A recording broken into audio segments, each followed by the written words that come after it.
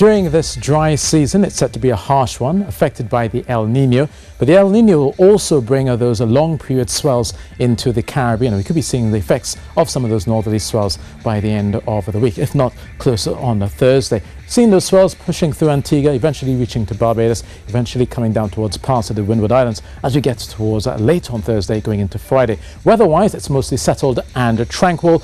Only occasional showers are likely across the hillsides first thing in the morning across Tobago, and then that will only interrupt the sunny spells for much of your Thursday. Similarly for Trinidad, looking for a clear, cool night for quite a few of you.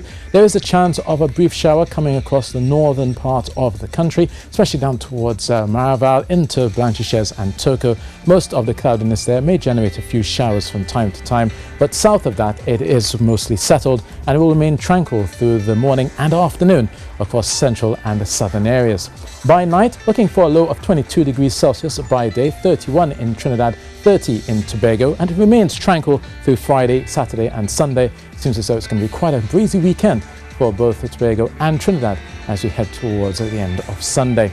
For those heading offshore, that breeze will likely begin to whip the waves east-northeasterly at 20 knots, fresh for the most part. We also see some long-period northerly swells possibly coming into the area by the time we get to late on Thursday and Friday. 13-second swells looking for 2 meters for the most part for us through the Caribbean, but out in the Atlantic it may be just stretching to 2.5 the further north and east you head, and you have your high tide at 6:45 p.m.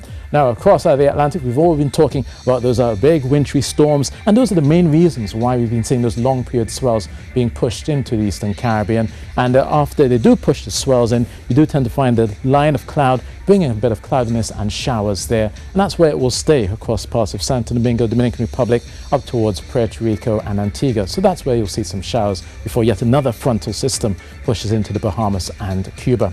So for Havana then, they'll see some showers. Some of those may turn to thundery, 27 degrees Celsius likely there. For the eastern Caribbean, it is settled for the most part through Antigua, maybe a bit of cloudiness there, but down towards the south into Guyana, they'll be transitioning into their short dry season through February, so they'll begin to see fewer and fewer showers by the time they get to the end of the month.